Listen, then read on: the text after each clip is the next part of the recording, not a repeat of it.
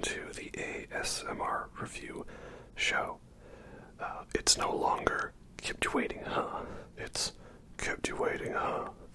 Because now we are finally at Metal Gear Solid 5 with Kiefer Sutherland voicing Snake in a Hideo Kojima game, written and produced and directed and starring Hideo Kojima.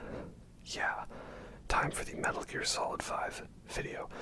But first off, I feel like we do need to include a little bit of Metal Gear Solid 5 Ground Zeroes. I recorded just a little bit for that, because I knew going into this game that there were not going to be too many boss fights with this one, because this is a game not really known for its boss fights, which is quite unfortunate given that it's a game in a series notably known for its boss fights. But alas, we do not really get that much anymore. So we're going to include a bit of Ground Zeroes because I do think it's relevant to the story, and it was easy for me to record because it was on PS4 that I played this game. I did not make videos for Peace Walker and Portable Ops, but I did play those ones since it was quite relevant to the story, and I knew that I probably would have been lost had I not played those ones. So this is Ground Zeroes. Building off from the characters from Peace Walker, Big Boss was creating his private army, MSF, Militaires Sans Frontières, and he had many characters with him, including Paz, Chico, and the French bird lady Cecile, and Dr. Strangelove, and what's her name? Amanda, right? Yeah. A lot of different characters. And here we have Chico has been captured by these American troops in Cuba. And also we learn that Paz is still alive, her having not died from the events of the secret end to Metal Gear Solid Peace Walker. And we have a very awesome musical intro with Here's to You, which is Joan Baez and Ennio Morricone. A very good song and really sets the mood. This is definitely the darkest and most violent of the Metal Gear games, I find. Obviously, it has the best graphics because it's the most recently released one, so it's the most technically advanced, and gotta say, this is quite a well-designed game for 2014. And it's interesting because this was a very big stylistic change for Metal Gear, because it's kind of done differently with the cutscenes. It's now all meant to be like one long take, which I know obviously it's not really one take because this is animated. It's a video game, right? But on one hand, I kind of like it and I kind of don't. It gives the game its own identity to stand out from all the other games. And I think it's impressive how they managed to design these cutscenes to flow like they're all one camera shot, I think that's pretty cool. That definitely requires a lot of scene blocking and backing and technically figuring out how it's all going to work. And I think it's cool that it's all meant to be like it's a handheld camera, following along. I'm wondering if Hideo Kojima had watched Children of Men or movies like that for inspiration. I don't know. So on one hand, it's a cool style and it's unique and it stands out, but on the other hand, it does feel different. That is what's so strange about Metal Gear Solid 5. this is the most different feeling, I think, out of all of the games. Even when Portable Ops and Peace Walker brought in the missions and like the base management, somehow it still felt very Metal Gear. And I liked the base management in this one. I felt it was a lot better than Peace Walker because I didn't have to maintain the food, so that was good. And of course it was easier to recruit people with the new and improved Fulton recovery system. That's great. Yeah, something about the style, the way it just doesn't feel very Metal Gear. Which is weird. I know it's hard to put my finger on it, but it felt like the least like the previous game, whereas all the other ones I could feel that. I don't know. It probably also has to do with the quote-unquote open world nature of the game. And so that lends itself to it just doesn't flow as well. I feel like there's a big disconnect between gameplay and cutscenes a lot of the times. It seems to me like so many cutscenes happen in a vacuum, just sort of all separate from the rest of the events. And I feel like this game really loses momentum because you get caught up in a bunch of random missions.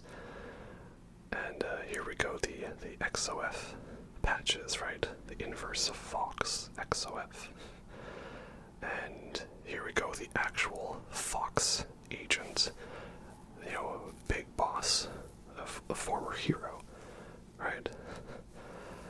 And yeah, this is it. We're done with David Hayter as Snake, and now we have Kiefer Sutherland, and I don't hate him, okay? People kind of like to meme on him having very little dialogue, but really he doesn't. There's reasons that we'll get into later. Here I find in Ground Zeroes he is quite talkative, and I think that's because this is, Big Boss. So we're gonna go ahead and spoil a detail right now. Okay, so spoiler alert for the end of the game, right? The real Venom Snake, Big Boss, and all that, right? So this guy is Big Boss, and I feel like he does act differently than who we see in the main game. And well done, age hasn't slowed you down one bit. And of course, here we go. Come on, Bert, say the line. Say it. You wanna. Kept you waiting, huh? Very nice. Yeah, so again, I'm not too mad at this change because it was always the intention to have Big Boss voiced by someone other than David Hayter, right? To identify Big Boss as being different than Solid Snake.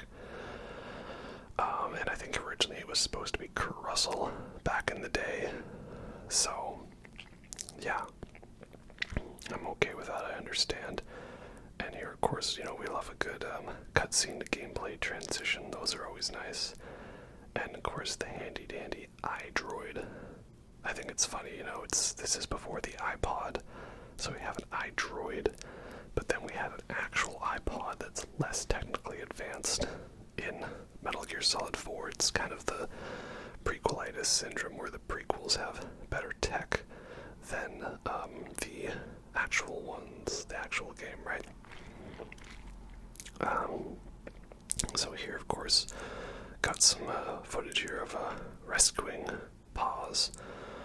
I'm not going to include that whole scene at the end, even though it is a very big story point, because my PlayStation wouldn't let me, because even now to this day, it's still a blocked scene where you can't record it with the recording feature, unfortunately. But do we really need to see that scene, on the chopper? I don't think so. So we just need to put up a little "It's Always Sunny in Philadelphia" title card. Bad things happen. Yeah, and of course the base is on alert now, and we got they saw me. And the spraying and praying is not working, I think. Okay, no, there it did. I almost managed to sneak my whole way through this mission, but alas, the guys were on to me, you know. Alright, you just need to chill here. So yeah, I will not have a super hot take regarding this game, because I'm gonna say what most people have said. Gameplay fun, story not fun. And yep, that's it. We're on now. I hadn't quite mastered the new aiming system, but needless to say, they're definitely on to me. We gotta get going. It's funny, I didn't call a chopper. Let's go, boys. Didn't call ahead of time because I didn't want it getting shot down, right? Because that is a thing that can happen. Oh, he's not dead yet. Nope. Whoa, that was a pretty good snap. Yep, they're definitely onto us now. All right, well, we're going out guns blazing. He died in the helicopter crash. Yeah, so we did have a lot of fun with this mission. I mean, I know the big complaint when it came out was that, it was $40 for a demo, essentially. And it was, going with the evolution of the games. That is, every game had an intro mission. Kind of like slowly became more and more, right? Metal Gear Solid 2 had the tanker, and Metal Gear Solid 3 had the virtuous mission. And now we have Metal Gear Solid 5 with the Ground Zeroes mission that became its own separate mini-game.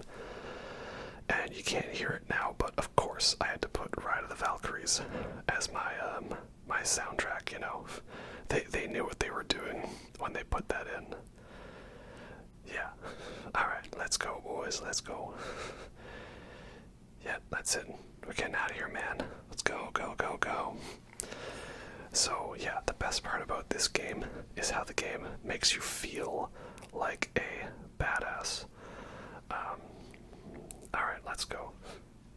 Yeah, like the music's great, everything's great about it. You know, you get in your chopper and you make an epic escape. So, yeah, that makes you feel great. But it's all gonna go wrong, because secretly this was all just a ploy to lure Snake away from Mother Base, and the guys conducting the nuclear inspection were actually XOF in disguise. So our base is destroyed, our guys are all dead, and Snake goes into a coma trying to save Paws from an explosion. Yeah. And thus... Oh, sorry, I forgot to edit them out. Thus, that brings us to Metal Gear Solid 5, the game proper. Yeah, there is also the whole thing about how much was cut and how much is in it. There's one final mission that we know is cut, and it could have been interesting. But yeah, alas, we have to go with what is in the game. And I think it's funny, it starts off talking about language, right? Because language plays a huge part in this game, which is kind of fun. I like how it was a real proper interpretation of 1984, because a lot of people, when they talk about that, they're mainly talking about, like, government spying on you or controlling people. Just another day in War Without End, Outer Heaven. But really, it was also about, using language to control thoughts, by, like, stripping the language down and making people think less based on the words they were using. And George Orwell, well, he had a lot of experience, wasn't he? He was around the Spanish Civil War, like, documenting it, wasn't he? If I recall correctly. And here we go, a tape from the man who sold the world. And of course, we get one of the best songs ever to feature in a video game. This is Midge Ur's cover of David Bowie's The Man Who Sold the World. And you can probably already hear it in your mind, if you've played the game and you know the song. And is this a very slow intro? Yes, it is. But it does kind of need to be. I think it would have been really strange if, Snake were to wake up from a coma of 9 years and just be back on his feet and giving her like that. So it does need to be a slow intro. The only thing I don't like like is how we have to play this mission twice with very few alterations and in full. You know, they couldn't have pulled like an Uncharted 2 where they make you play some of the intro mission again, but then it kind of fast forwards through some of it for you. Or Uncharted 4 where the part at the very beginning, they just simply skip over it and don't have you play it, perhaps. I don't know. Maybe. But alas, I digress.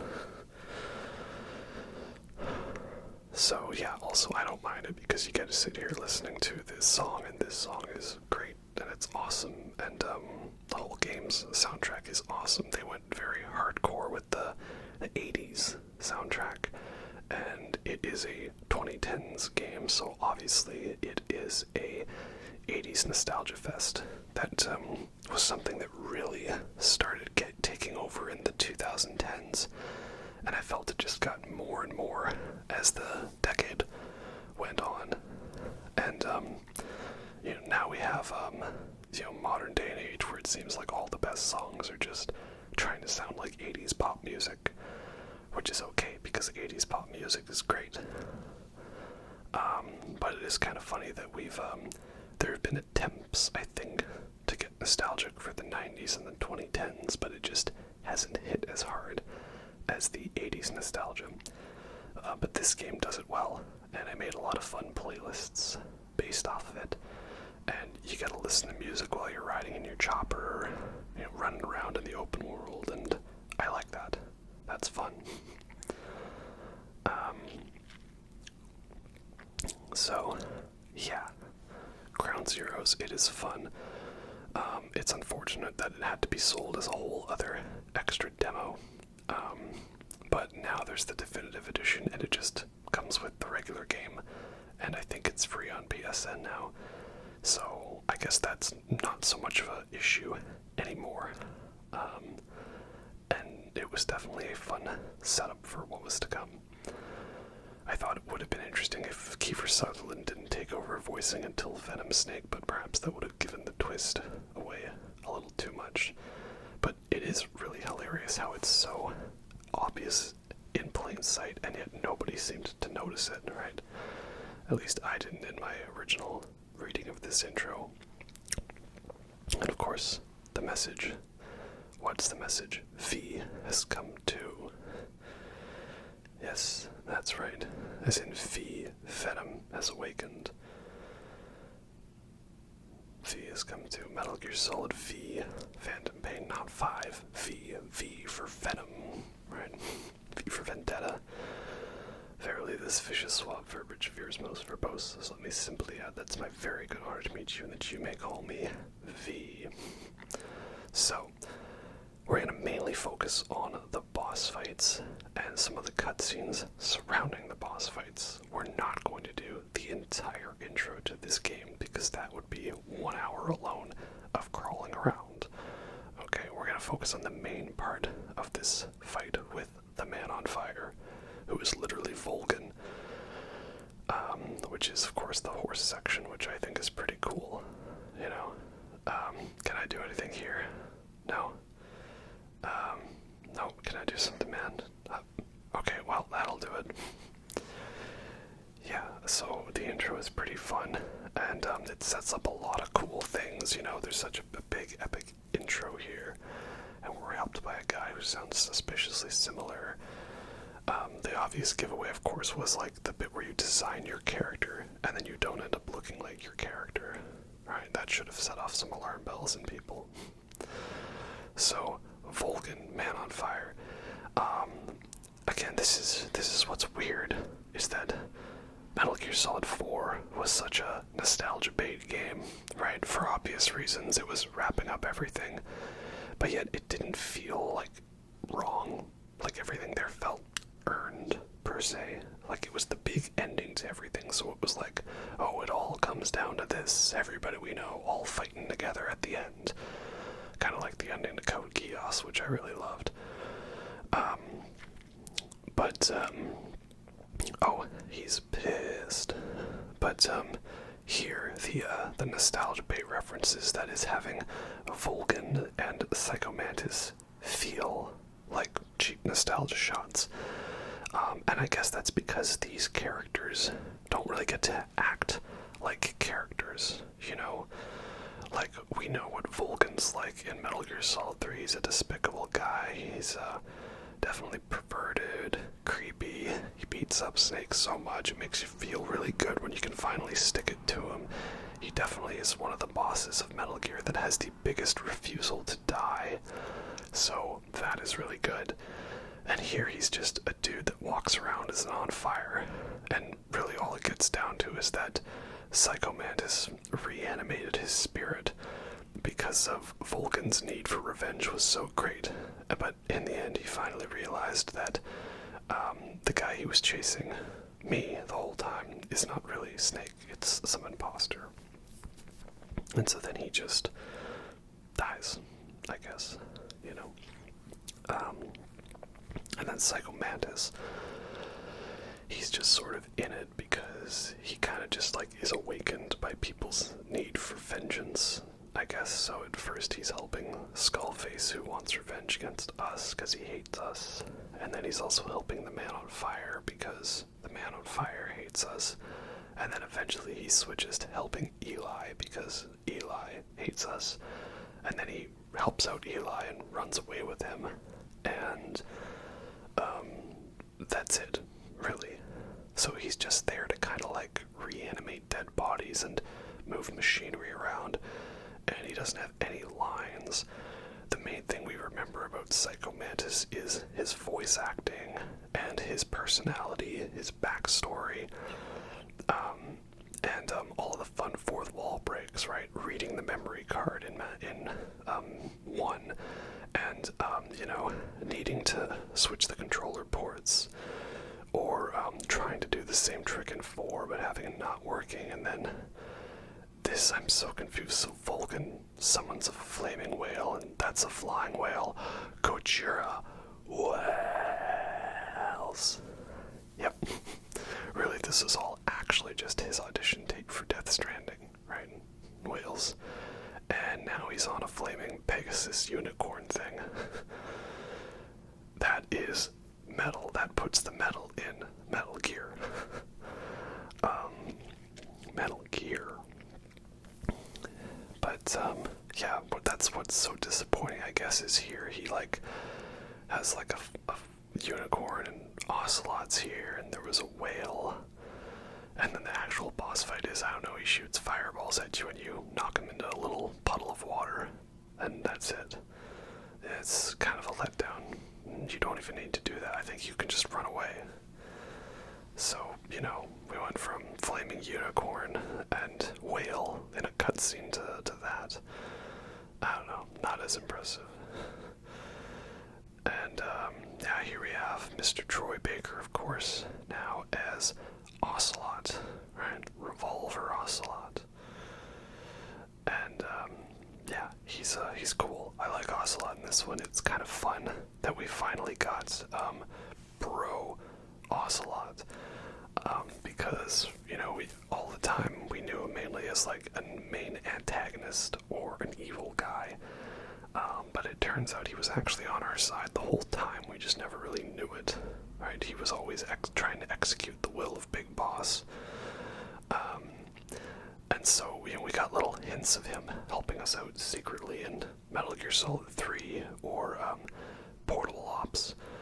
He's not really in Peace Walker, I think, though, unless there's like a radio call or something.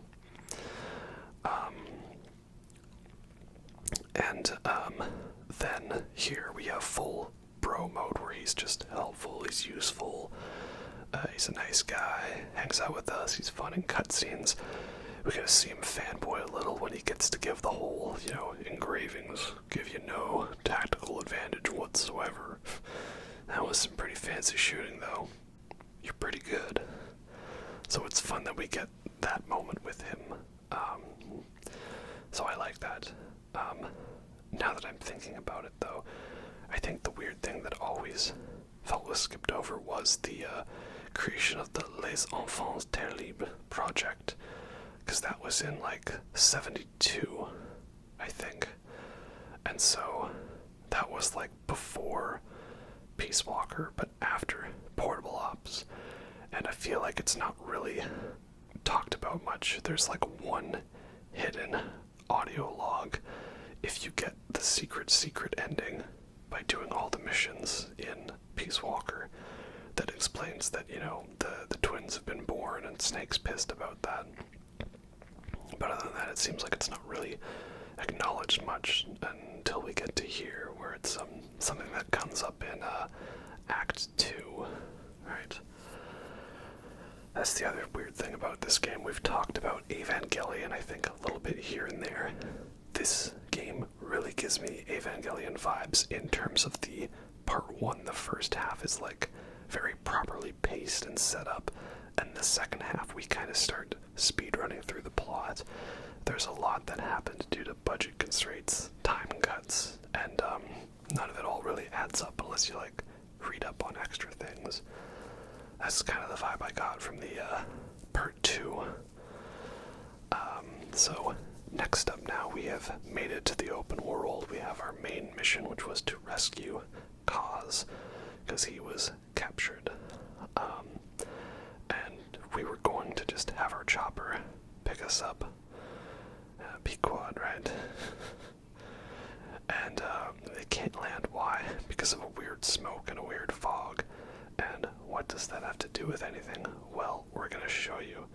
This was how Kaz and his team were ambushed before, because this introduces us to the skulls. Oh yeah, the skulls. These guys are pretty freaky. Though, I don't really understand how these guys work, like in terms of, what I mean is, okay, this fight here, you're supposed to either sneak past them. I don't think you can kill them quite yet. And then we have the honeybee mission, and that fight. Okay, so I tried to be clever at first, thinking, can I sneak up the hill? No, I cannot. Nope, they planned that out properly. They knew what they were doing. Goddamn open world level design into visible barriers. So the honeybee one, it's like, okay, they give you a weapon to use and you can actually defeat them.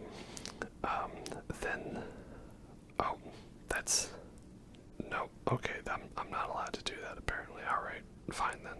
Fine, be that way. Okay, well, we're just gonna run for it then. We're gonna make a break. What if I try to, like, track one of them, like, nope, okay. That was a mistake. Well, it's on like Donkey Kong. And, that's a pretty fancy trick. I'm pretty sure that was a Doom sound effect I heard, though. Well, let's go. Come on, Roach, run. Yeah, they give you a D horse in this one, and he's a pretty good horse. I like him. I like how much like Roach that you can get him to teleport to your position when you call him. You can just hop on and hop off quickly. He's good for getting around the map quickly, though I did find that once I had max bond with him, I didn't really use him much because I used other companions, but you know, we'll get to them, alright. Yeah, and then you have that one where, like, you gotta, like, extract the truck, and I remember that mission just kept annoying me because it seemed like nothing I could do could stop them, but running meant I got killed too fast, so I had to, like, have my chopper called ahead of time and just make a break for it. I don't know, it just felt odd. And then it seemed like they just died quickly in the later missions. I don't know. Definitely not the greatest designed boss fight because it just seems at the start they're just intentionally overtuned, so you have to like run away from them, and you know, it's scary, run away, but you know, it's not like an actual fight. And then when you get to the later ones, the fights are kind of fun, but like they're so far and few. You've got the sniper fight, right, against them. That's really fun. And then there's the airport fight. That's also fun. That's it, really. All the other fights are just either super brief. No, D-Horse. I need him. I need him, Roach. Yeah, so not super into that. Much has been made about the memes of Venom Snake never talking, and he does actually talk quite a lot. If you listen to the audio logs, he rambles a lot there. But again, it's they carried that over from Peace Walker. What I didn't like, that so much of the character development and story and important plot points are hidden behind optional radio calls that you have to sort of sit there and listen to. Though at least they made it so now you can actually be like completing missions and wandering around while listening to these conversations, because you couldn't before. You had to just be like sitting in the menu waiting for it. So now next up we have the next fight against the Skulls, the Honey Badger, the Honeybee fight as I call it. We had to sneak into this area and retrieve this experimental rocket launcher, but we get got by this robot.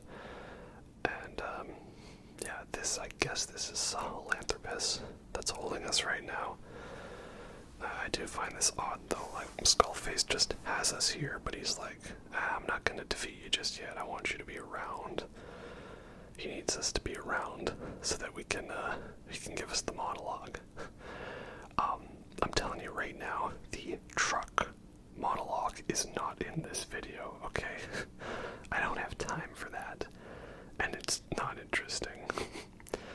And again, it's we meme on it, right? But it's so hilarious because Skullface really spent like 9 years practicing this speech, only to give it to the wrong guy.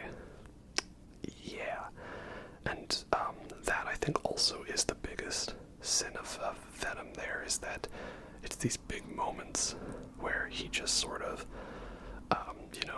sits there and says nothing, right? That's the whole laryngitis snake that we talk about, right? And Skullface, I'm not super into him as a villain. I mean, okay, he's got a suit and he's got a Zorro mask and a hat. Like, he thinks he's Dread Pirate Roberts, but like, keeping it business casual. And I'm like, if you want him to die, why not just get Sahelanthropus to crush him? Like, what? Okay, well, we'll see you dudes. Later, skaters. And again, I understand why, though. Like, Venom is not Big Boss, he's not Solid Snake. He's meant to be a representation of the player, but it just results in him looking really bored. And if you listen to the audio logs, he does talk a lot. But it's all optional, and that's the thing. I felt like the cutscenes are shorter, right? So we can just get more to the gameplay.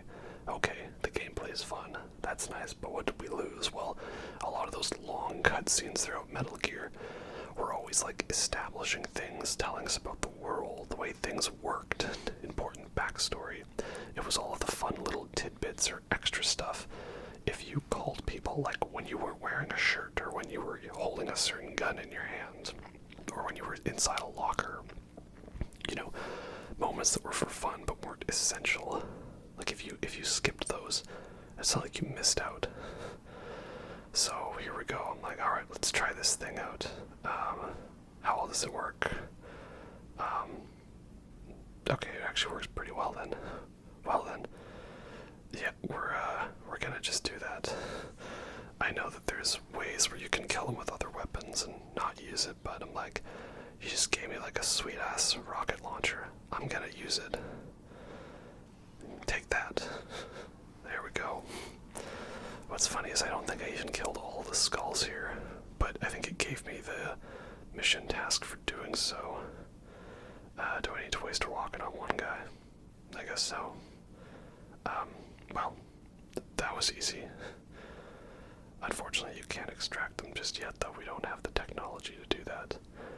And I don't remember exactly what it's for. Is it for getting more of that metallic archaea, whatever it is, I don't know. Yeah. So moving along, next we have the surprise boss fight against Quiet. Like, wait a minute. What are we doing?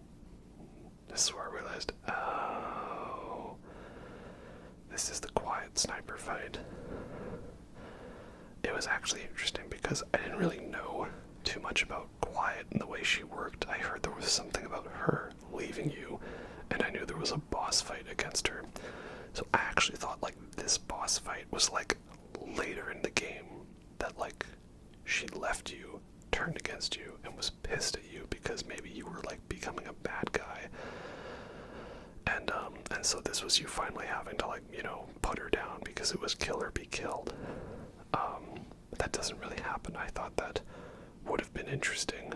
I think it's fun how this is foreshadowed throughout the other, like, you know, you hear guys talk about a random sniper hanging out in this valley. I wonder if you can actually just get here as early as, like, mission 2 or 3 or whatever, because I didn't get here until, you know, after that Skulls fight, when I was on my way to rescue Otacon at the one base. That's when I came by this area and the mission sort of started for me. Yeah, so there's that. I do feel like the pacing of the game can kind of be weird as well, since it's mission-based now. It's like it doesn't make sense. Like, you'll be in the middle of a mission, and then, like, your chopper will crash, but then all of a sudden you can be, like, back at Mother Base, just chilling in the menus, deciding what to do, and only then does the next story mission start. Like, it feels like there were certain missions where, like, they had to adhere to the mission's rule that was established, but narratively it didn't make sense, and I mean, it was like that with Peace Walker as well. I feel like Portable Ops is the only one where they properly designed the missions to account for, like, yeah, you go back to the truck every mission and you do a loadout change. So that's a little unfortunate. It kind of breaks my immersion a little bit. But, oh well, that's how it is. I do wonder, though, how does the game play out if you never recruit Quiet, you know, or if you just kill her, like, how that would work, because you wouldn't get, like, the cutscene of her, like, trying to rip the guy's teeth out because of the infection, but yet Skullface for some reason would still say, oh, one of the samples of the English strain is really close to you, oh, there you are. I do think it's kind of cute how she sings her little song every time you're listening. So yeah, I recruited Quiet, and bingo, here we go. Nice. I recruited Quiet, obviously, and she was probably my favorite companion. Dee Dee, our little wolf dog with his own eye patch and his stun knife, is really awesome. But I just loved Quiet so much. I mean, I know people have, again, kind of memed on the whole, like, she breathes through her skin, you know, and let's just be real, you want an excuse to have a topless lady with the most random of jiggle physics. But my counterpoint is Hot Woman and Rule of Cool, which is, of course, always applied to this series, you know. But, like, she's also a badass. Like, you get her the right setup, she can solo enemy outposts for you. And you can tell her to scout ahead and grab goodies, and it meant I could actually get, like, ammo resupplies without having to spend money on it.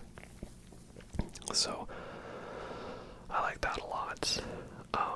Speaking of the money, I'm not super into the whole GMP thing, and that's because, like, I feel like the game really heavily pushes you into using the online and the base infiltrating mechanic, and I never bothered with that. I don't really like it that much. Oh, that's bad, right?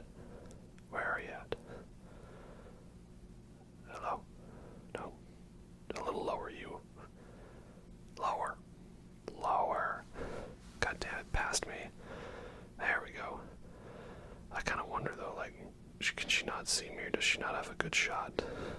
right? Because I also did this mission on the hardest difficulty, the subsistence version, whatever, and that was like, unless you have the strongest.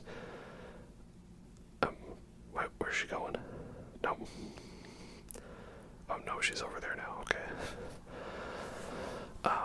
Yeah, unless you have the highest armor, you die in one shot, right? And that's also fun because she's wearing like a sniper wolf outfit. I think that was pretty cool. So yeah, I like her as a character, but definitely something that didn't go over well with audiences, right? A woman who never talks and who has her boobs out all the time, right? And who also gets beaten up and kicked around a lot. Not the greatest sell for people. But I was actually surprised. I thought I was going to cringe through her story, and I actually was really invested. What can I say? Yeah. This is the other thing as well, is overall. Oh, sorry. We'll talk about the money first. Yeah, I don't like how your deployment costs then like keep going up and start running through the roof, and then the amount that you get paid for doing missions gets less and less. Right, like there's the bit where if you wanted to get quiet back on your team, you have to do this mission, what is it, like 7 times? And at that point when you get to it, it's basically like the cost of you going into the mission with one single gun and one set of armor is more expensive than you make for doing the mission with a perfect score. So I don't like that, because then you're just like slowly bleeding money. And then they intentionally make some of the weapon upgrades cost like super high amounts, because you're supposed to do like base trading and do the online. And I never like a game that like forces you to do online, especially when it's competitive, right? That's why I always liked Dark Souls games, because you could choose with whether or not to engage in the multiplayer. You could just play offline, and I think that was simple. It didn't really affect it that much. But you could play online, and there were fun incentives for doing that too. So I liked both options in that regard. So that's nice. Yeah, the moral choice in this, there's not really much of a moral choice. It's basically just, you can either kill a dude or extract him. And Cause will always tell you to murder everyone. An Ocelot will tell you to spare everyone. And of course, I primarily went by BioShock rules, which is, if you want the good ending, you have to save everybody. And it kind of makes sense, because there's never any negative repercussions to capturing someone alive.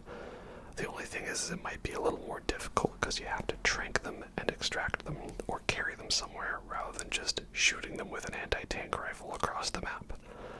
Also, I love sniper rifles in this game so much. They're so much fun, so many fun customizations you can get with them, and I just had a lot of fun just decking out the weapons in all different customizations. I loved it.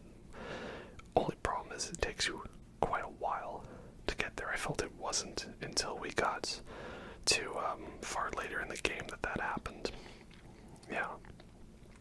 So here we have a Krogan airdrop, apparently, from Sahelanthropus. This is the next sort of mini boss fight, and this is, of course, when you're trying to rescue, or shall we say capture, Huey. Huey sucks. Screw Huey. All my homies hate Huey. He's not cool. I think it's funny how he's meant to be just like literally Hal Otacon. So you think, that he's cool, and you're like, oh yay, I like him, he's a bro. And then you find out, no, he's not a bro. I don't know what he has against Stanley Kubrick movies, but man, not good. And yeah, Sahelanthropus. He's interesting, he's cool. But again, we also fall into that trap of the prequel has better tech than the original. And I'm not like super into it, and I know it was to do with, who's your robot designer, right? Because Huey was very genius, and he built all these super advanced ones like Peace Walker and the cocoon, whatever they are, the stuff from Peace Walker.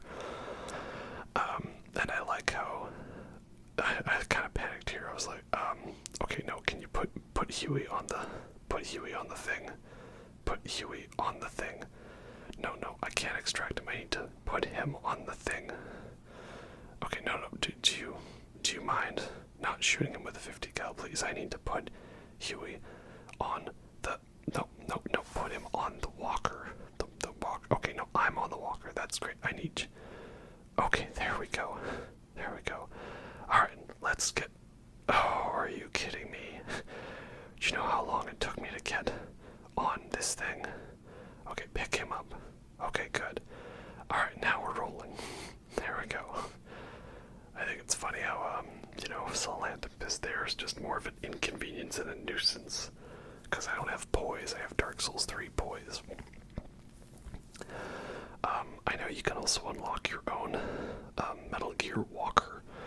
I never bothered with that, I never used that. I know that there's so many cool upgrades you can get, but I never was the kind where I wanted to go in like guns blazing. Oh, that's bad, right? I wanted to go in like stealthily, or at least, zone out the area before I got quiet to shoot them all with the 50 cal. I also know that her gun isn't a 50 cal, it's like just a really powerful sniper rifle, but just for simplicity's sake, any super powerful sniper rifle gets referred to as the 50 cal by me, even though it isn't. Okay, we cool. Okay. Very good. Yeah, so it's not really a fight, here. It's just, no, there's no obstruction, I'm out of your way. Okay, alright, fine, we'll move. Go.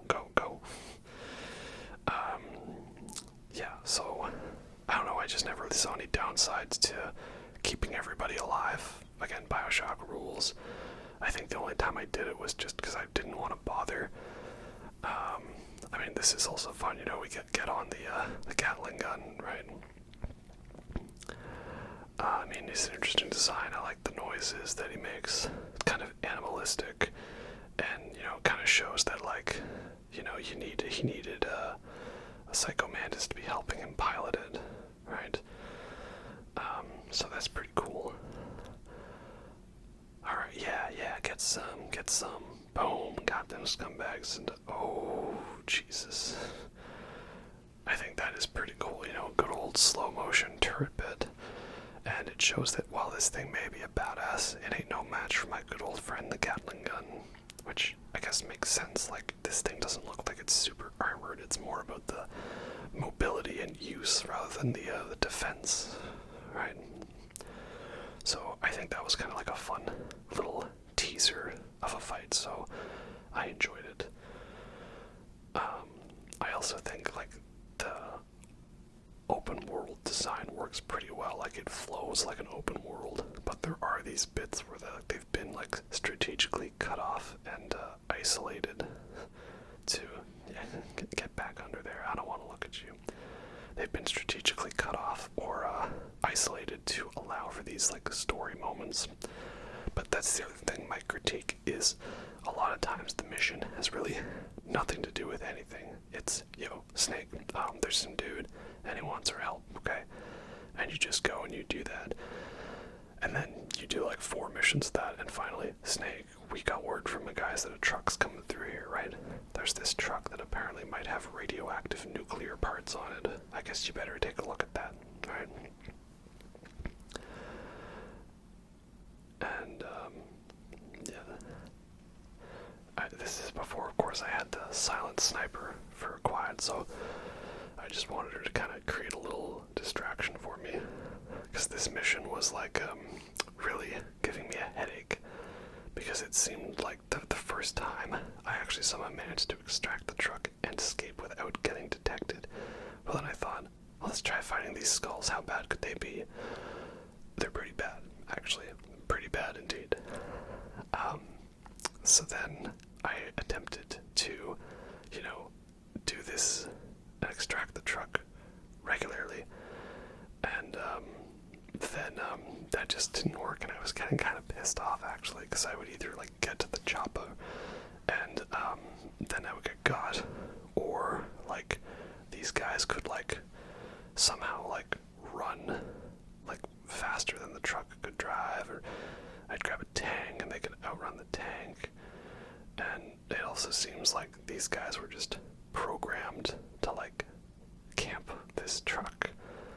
Like, alright, well, maybe if I start getting her to shoot, that they'll get distracted. Maybe. Nope, they really don't seem to care, kind of. And, that's that. She's on the move already. Well then, not great. Not great indeed. Yeah. So I don't really like the missions, but I don't like the whole deployment costs. It just gets kind of annoying and tedious. I don't like the game tries to force you to do multiplayer. Funnily enough, I don't know if anyone ever actually invaded my base once the whole forward operating base gets established. Like, I'm wondering, if you just don't invade anybody, does it not, like, put you on the map and you can just chill and do your thing? Or maybe I did get invaded and the game never told me. I don't know exactly. I don't know how it works. Oh well. Yeah, and I like the weapon upgrades, but it feels like it takes forever to get into the game before you actually, like, get cool stuff. Again, unless you're, like, devoted to doing all of, like, the base invasion stuff, and I ain't gonna bother with that. No, do you mind? I need to, yeah, there, shoot you in the dick. There, good, chill, okay? Go to sleep, go to sleep, go to sleep. Are they done yet? And of course, you know, I kept the good old reliable magazine, right? You can really do like one of 17 different things to lose their attention, but there's no better way to lose their attention than throwing an empty magazine. And I know I probably wasn't necessarily going for the best camouflage, but I felt that I just wanted to go with the Fashion Souls fashion armor, right? Okay, come on, you guys have to be investigating that now, right? Come on.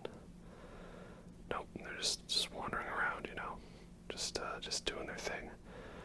I do think it was interesting though how, like, even if they weren't, like, looking. No, who spotted me? Oh, you did. Oh. Okay, yep, we're going guns blazing. So the trick was I already had my chopper, like, called ahead of time so that he would be in the area. Then he decided to leave right as I was on my way. Are you kidding me? No, yes. That was some strategic driving and, you know, movement sort of thing. And, yeah, I don't know, I don't like it. It just felt tedious and annoying, and, I guess maybe if I had come prepared, that I could have survived. No, let's go. Let's go. There we go. Now, get on that turret and do some damage. Now we're talking. I guess if I had, like, called my chopper in to, like, do some air support, perhaps, that could have helped, but again, I kind of was very basic. I didn't use, like, 75% of the tools that I used. And of course I gave Quiet the bloody skin outfit because it's intimidating and it makes her look like a badass, and why wouldn't you do that, you know? So the next mission we have that I included, which is not really a boss fight per se, but I felt it was pretty intense of a moment to include, is this bit where we rescue the kids from the prison camp. So the action has moved on to Africa here, right? There was two main maps in this game, Afghanistan and Africa. And in this mission we have to extract all these kids and get to the chopper, of course. It looks like the enemy is finally spotted that I've gotten the kids to escape, and they are going to be on their way. But first, goodies. And one of the kids can't walk, so I have to carry him. So, like, let's go, kids, let's go. And on one hand, I love the kids. On the other hand, I hate them. because this mission is just so good, so intense, right? We get down to the thick of it. Enemies are swarming us. Quiet's helping out sniping. Pequod's coming in giving me covering fire. There's a dude there that I just realized. Oh, that's bad. That's could have gone bad, but I think we're about to get got. Unless I can make that shot. I don't think I made the shot. Well, here we go. It's on now. And I'm also out of tranquilizer ammo. Are you any good? I don't know. Well, we may as well take his gun, he won't need it. So I love this level because it's like super intense, but I hate it because it's all for nothing, because eventually Eli is going to show up and these kids are just going to be like, well, we're okay, Eli says so. Come on guys, let's go, it's time to move out, right? Yeah, oh, okay, now no, do I need to cover them first? Oh dear. Come on, quiet, let's go. Also, you can't hear it, but my helicopter song is Dancing with Tears in My Eyes by Ultravox, and it's actually so insane that this song is in the game because I never had heard this song before, and I want to say like somewhere in between me starting this game and me finding the tape of this song to play in my chopper, somehow I found this song on the internet and I was loving it, and then it turns out it's a song in the game. Like, I willed it into existence in the game. Like, this would be if Invisible by Duran Duran somehow made its way into the game. Hey, quiet, how's it going? Alright, and now we're getting absolutely swarmed. This is crazy, and I can't have one of these kids die, so... Oh, they're all around. This is crazy. I wasn't built for this close quarters combat stuff. Yeah, so the song combined with the music, combined with like getting swarmed by enemies, and you know, Quiet's doing her thing, Pequod's helping out. This is crazy. I love it. It's so intense. And oh, this was clutch, all right. This was super clutch. And there's a riot shield guy. Whew, thank you, Quiet. Okay, heal, heal, heal, heal, heal, heal, heal. That's the thing, is they took away, like, your ability to heal rations quickly, but then they made it so your health was just like the whole, like, you know, health indicator on screen. It kind of looks like cigarette burns to me, though. I think it's interesting. And why are we going in slow motion? Did I get spotted again? I don't know. So yeah, I love doing this mission and rescuing the kids, but I also hate it because eventually they just decide to leave up for no reason, because I guess Eli told them, and I really don't like Eli. Like, he's a bratty, whiny, blonde bitch, and that's supposed to be Liquid. I mean, I guess it makes sense, like it fits in with his character. Alright, get some, let's go. Quiet, you're blocking the view. I don't want to get demonetized.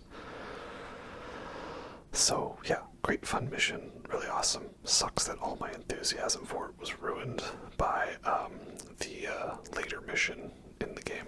So that is unfortunate. But again, it's missions like this that makes you feel like a badass. I just wish there was more missions that were relevant to the story. Feels like we got a lot of missions where it's just like, we need you to find a guy because he's a guy. And then later on, like, it just randomly unlocks, like, an important moment. So, I don't really dig that a lot. Also, I love the iDroid stuff, and unlocking things is really fun. It's really cool. So, now, up next we have the bit where we sneak in to the facility here. The, what's it called? Like the death place or something? Death camp. Valley of Sorrows. Valley of the Winds. Mists. Journey through the Mists. Land Before Time 4. Yeah, it's got this creepy name, and once people go in, they never come out. They're pretty spooky. So the kids have asked us to go find their one friend who was taken here. And we find a whole bunch of people with like microphones down their throats, and their lungs are all weird. And what it is this is the vocal cord parasite from Code Talker, the vocal cord parasite. I hope you like hearing the phrase vocal cord parasite, because you will be hearing it a lot. So the vocal cord parasites essentially were like, there's a whole lot of crazy history behind them, and I'm not even sure I fully understood it, because like a lot of it is in those extra audio dialogues and like the tapes. Sometimes I was listening to them while playing in combat, so I didn't intake every single moment of info.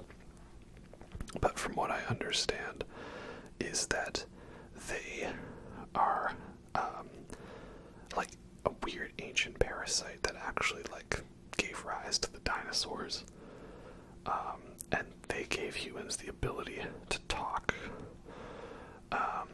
and eventually they became like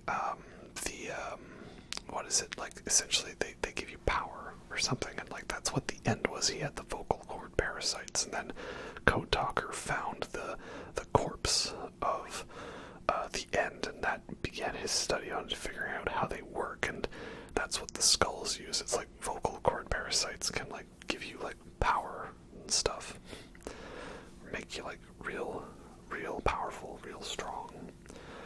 I'm guessing Psycho Mantis, he lost control of Vulcan because he was too busy focusing on that guy. And now he's back in control. Yeah, so that's what this is. It's a facility designed to generate as many vocal cord parasites based on language as possible. So here we go. We are now running. So this is the Man on Fire fight, and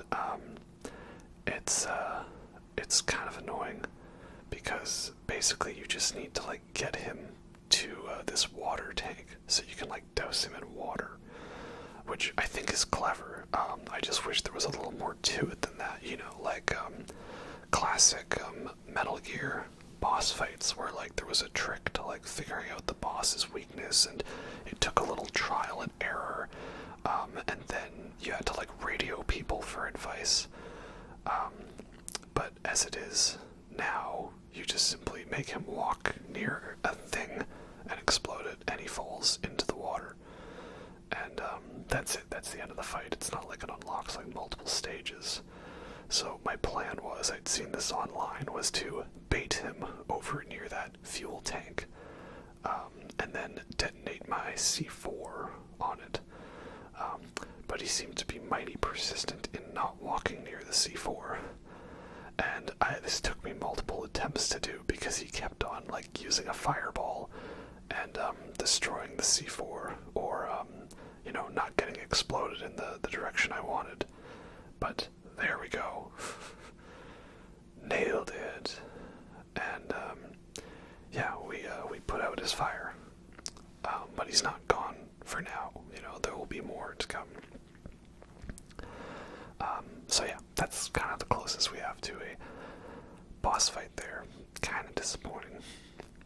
And then next up we have the fight with Eli, who is young Liquid, that is confirmed.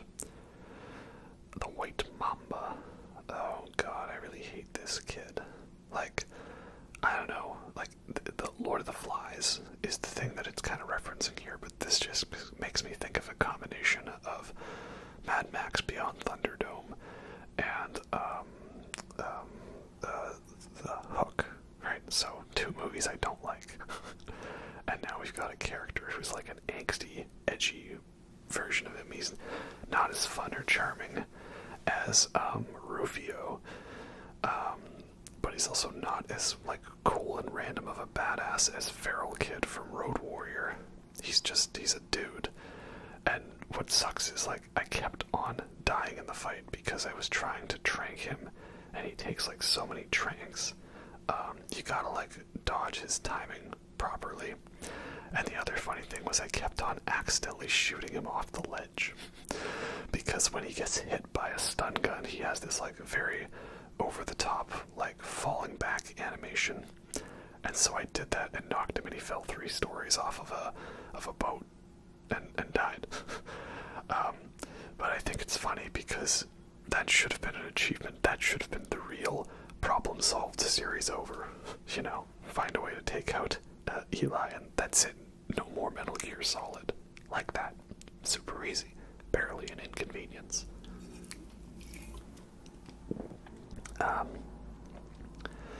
But alas, we've got to do this fight against him, and I don't really know if there's much of a trick to it other than reduce his health to 0, which takes a whole bunch of tranquilizers. And it does feel really good to beat up the whiny little shit. But, oh yeah, dodged a machete. But it just kind of sucks because, like, we do all this stuff. He gets pissed at you no matter what. He challenges you to a bunch of fights. We beat him up. Then we bring him back to base. And he just is constantly, like, doing things like one of the kids dies.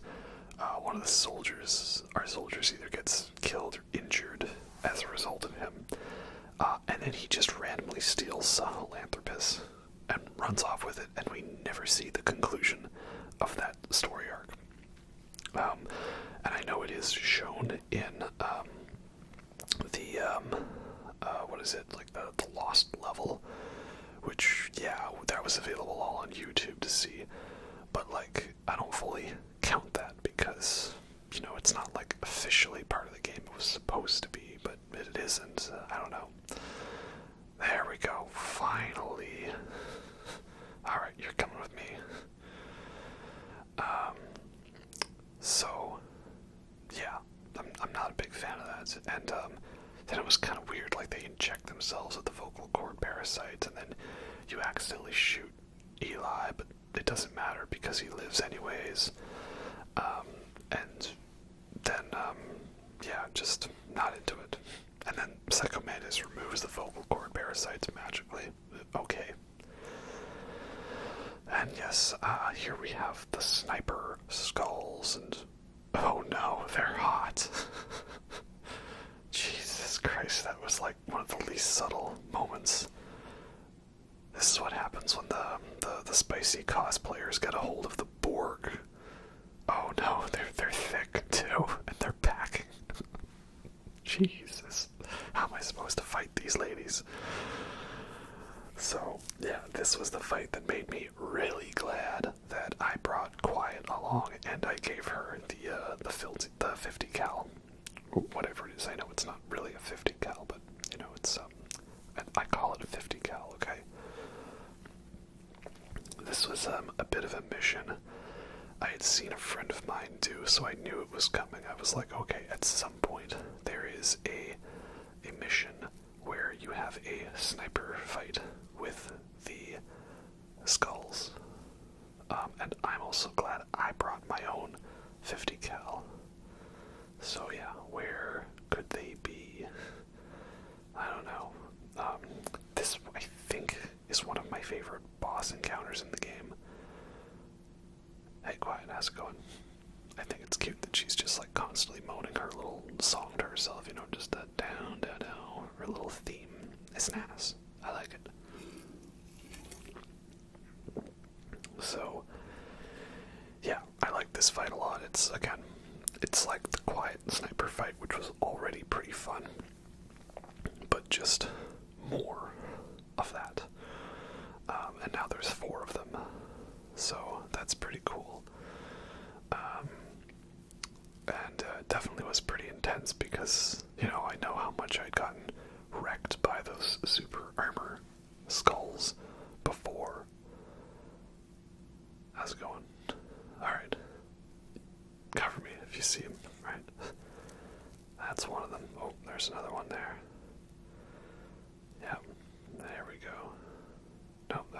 Which ones? Do it. You gonna do it? Nice. Oh, damn, that's powerful. Alright, she's on the move. And they're on the move too. Alright. Yeah, so this is a pretty fun fight. I really like it a lot. It's probably the most intense fight that there is because, I mean, there is the skulls fight, which is pretty fun, and the Sahelanthropus fight, which is also nice. But, yeah, so I guess when you defeat them, they just disappear. I'm wondering how you extract the skulls. I know that's a thing you can do. Yeah, so, again, that's the thing, is when this game decides to have a really cool, fun boss fight, it is really cool, and I like it, and it is awesome.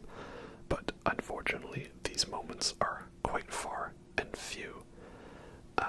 And then there's, you know, like a lot of the side op missions, which are alright. They've got some cool bits to them, but it does get quite repetitive, quite fast, and I don't dig it that much, personally. Why do trains always insist on honking their horns, like, consistently? At night, you'd think that you wouldn't do that. Like, it feels like they're trying to be as obnoxiously loud as possible, knowing that I'm recording. I'm pretty sure when I was recording the other night, it was like, there were like 5 of them, so I don't think the trains are as obtuse that I need to edit them out, right? Like, that's not super distracting. It's part of the ambiance, and I also, unfortunately, live in a populated area with very little to none soundproofing available to me. So, I do what I can. But if I edited out every single car or train that we heard, I would never edit a video in my life. Alright, we're gonna give this a try. And execute. No, she's not ready yet. Well, I don't want to lose my chance. But I can see them all here.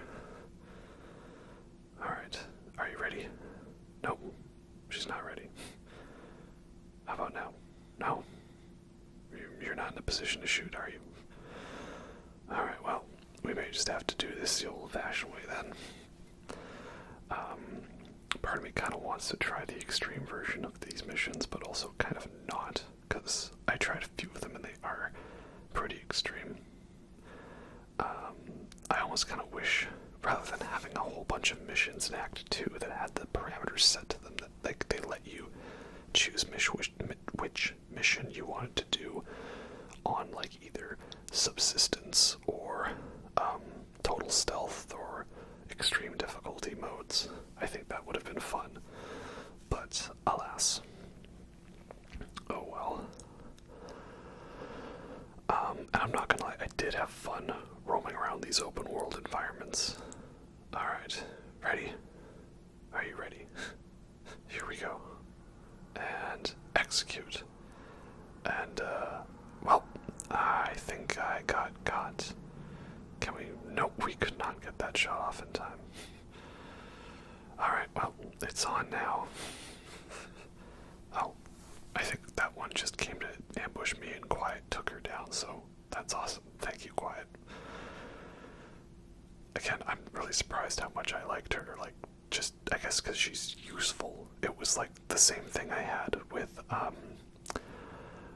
what is it, Last of Us Part 2, for like the beginning bits when you have Dina with you. Like, I loved Dina. Like, she will help, like, knock enemies off you, and she'll, like, defeat enemies, and she'll grab ammo. She'll do, like, the whole, I feel like she's like the whole Booker catch sort of thing. Yeah, so I like that as opposed to Last of Us Part 1, where your NPCs basically just disappeared from all existence, and oh, that's bad. Gotcha. Faster than you. I definitely saw the light at the end of the tunnel there, as in the light from another sniper scope. Alright, well, we gotta move now. This is a very intense battle, but I'm really liking it. Again, they never really captured the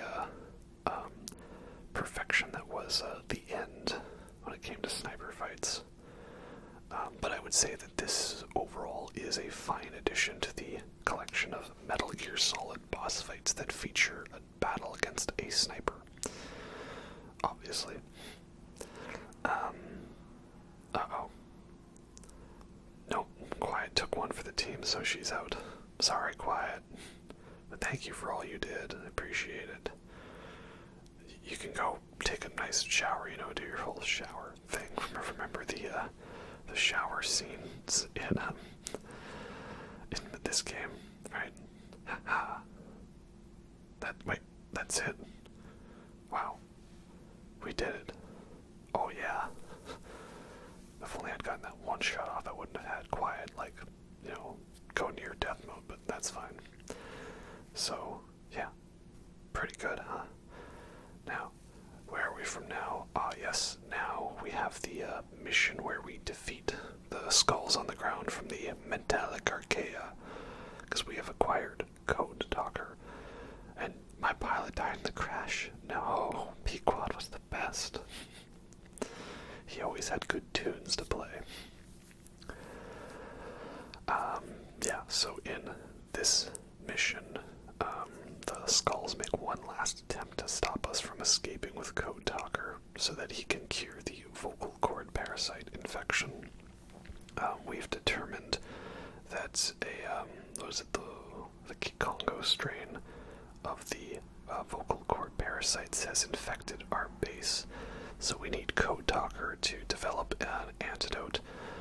It's definitely a very fun blend of story and gameplay where you have to go through and manually take all of your guys out of your squad and put them into the quarantine section if they speak Kikongo. Otherwise, they're going to potentially spread the virus. And I think it was a very fun reveal after them setting up this whole concept of who speaks which languages, right? So that's pretty fun. And it forces you to be a little more persistent in your objectives, because you don't want to wait too long and have men potentially die on you. And I liked that because it was the first moment where I felt there was a lot more of a forward, more momentum in the game. I need to get these missions done right away, not just I'll do it when I feel like it, which I think is pretty good. Unfortunately, some of those missions are also kind of meh, because it's we need you to find a guy who knows a thing, and go find him and extract him, and there's way too many missions like that where they're just larger extensions of the side missions. The ones where it hits, it really does hit, but unfortunately those are far and few between. So now here we have it. We have the skulls and their sort of weird zombie horde attacking us.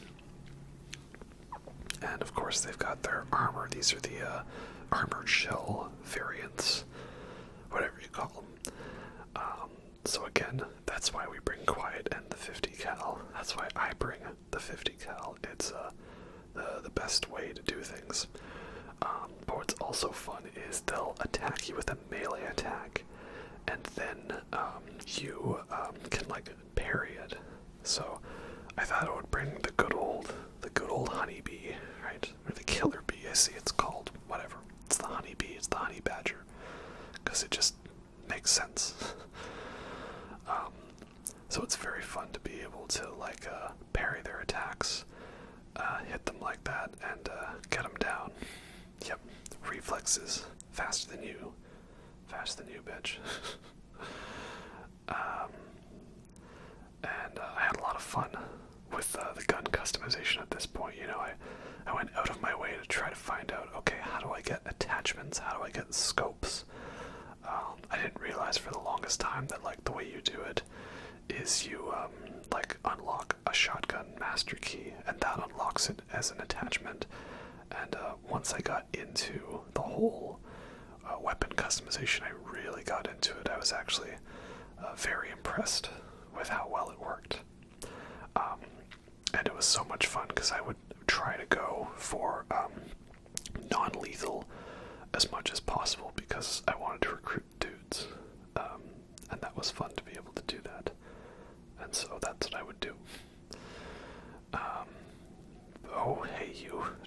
you to leave me alone for now.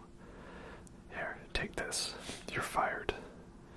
Oh, parry, block, evade, maneuver. So, yeah, like I say, this is a fun fight to it. It's a little bit too much chaos and pandemonium, but like, that's kind of the point, and it's fun that at this point in the game you've been given the tools to, actually fight back. I do wonder, though, how much Quiet was actually helping me in this fight.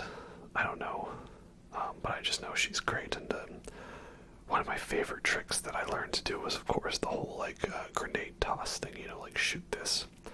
I didn't realize how useful that would be, and then I found out it was best for taking out helicopters, because you can just throw it up in midair, and then she'll shoot it perfectly into it.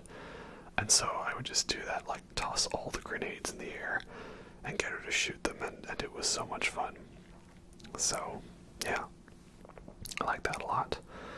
And this is a fun fight, but we need a little more ammo here, so this is going to be tricky. But we're getting it down. I think Quiet's helping us out here. And I think we're almost there. And I know I could just call in supply drops, but that costs GMP, and I don't want to do that. That wasn't fair. Didn't give me the prompt for that. Oh, and I missed that other one there, too. We had a good run. Anybody want grenades? I did remember that there was another area where you could pick up some ammo around here, I think.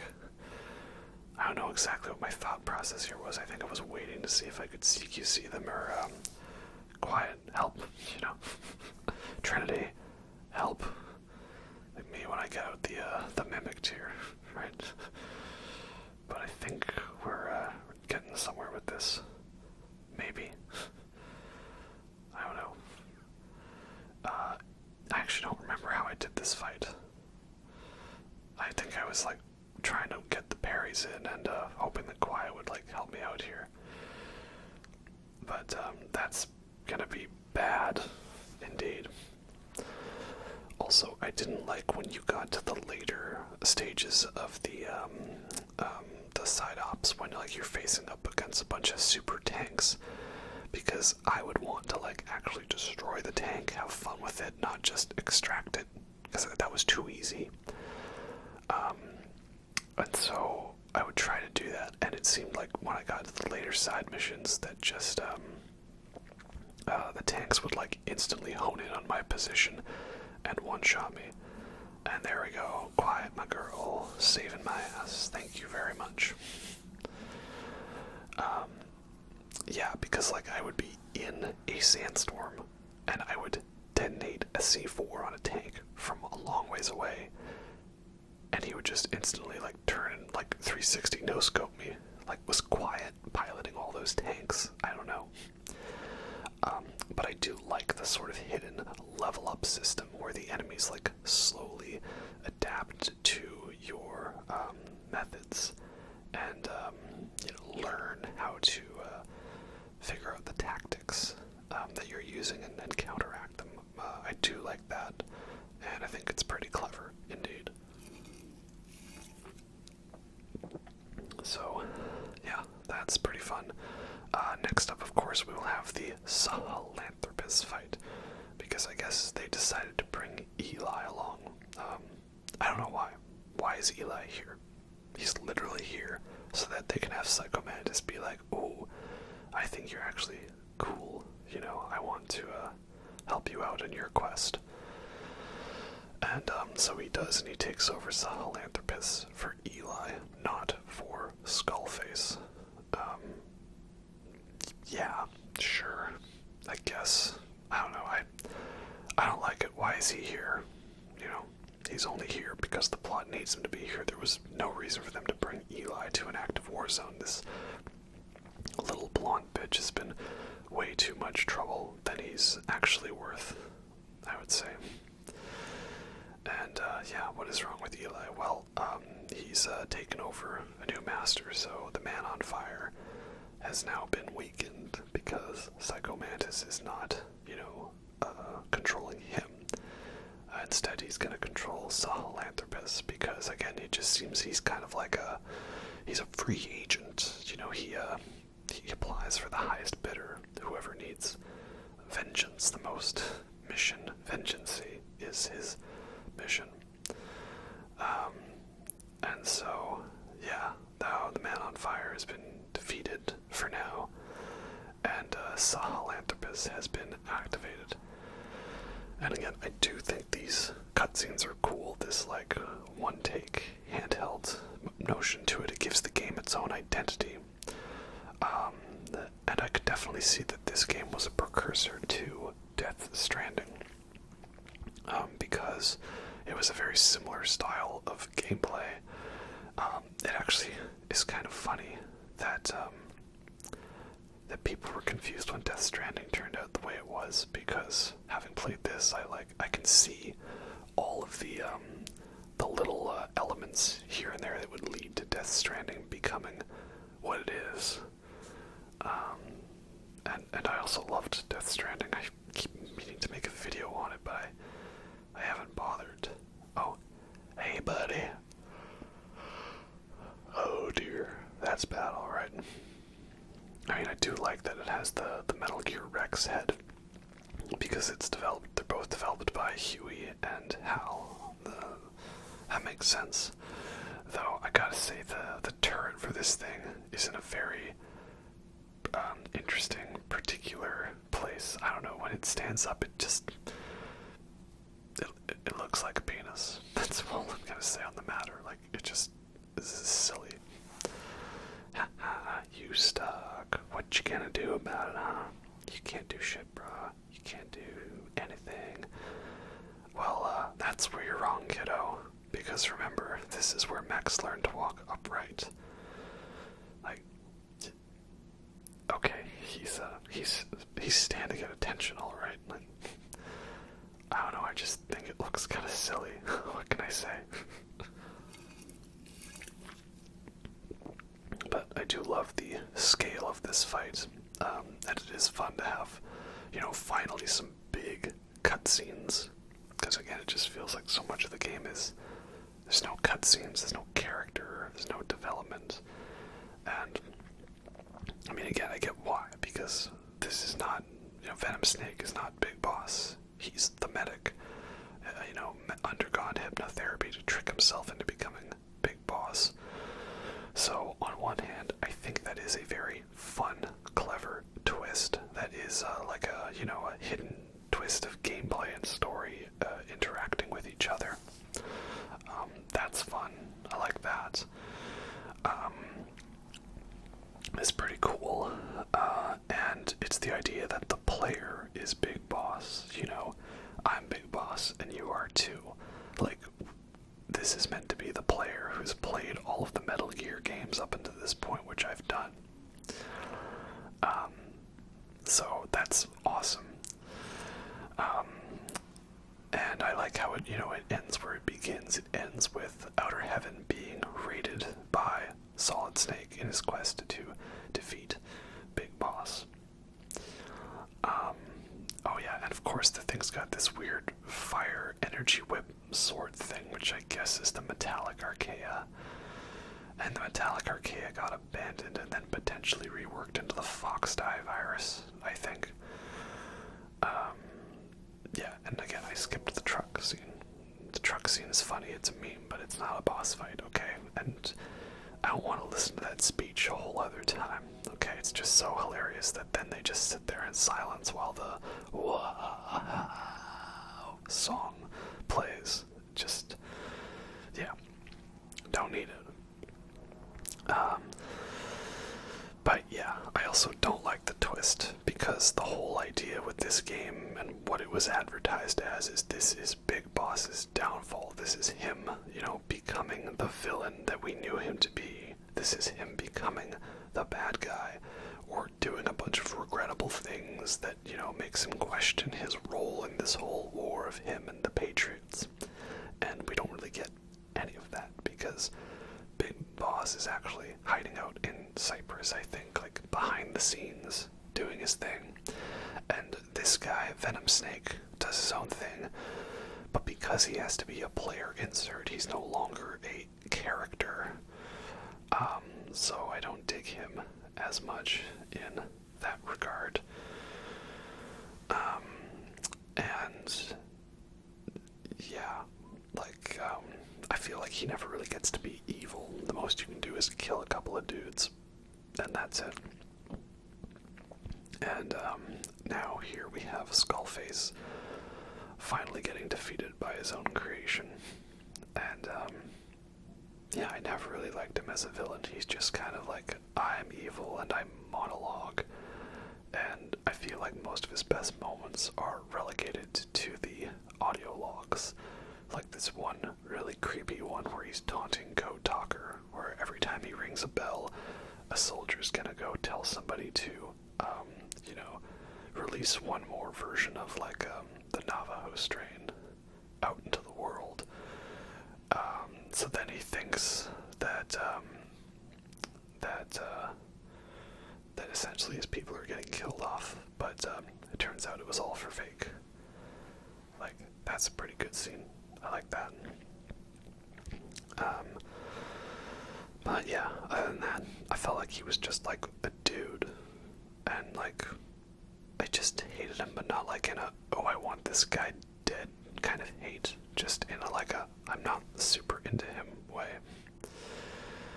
So now here we have to defeat Sahelanthropus to, prevent the Cold War from accelerating. And yeah, I like that. Though I do feel like he's kind of weird. He's got two plans. He's got the plan to sell fake nukes that can be turned off so he can control the nuclear arms race. And he's got vocal cord parasites to unleash a potential pandemic against anyone and like rid the world of the English language, right? Because his language was taken over from, like I do think that's pretty cool.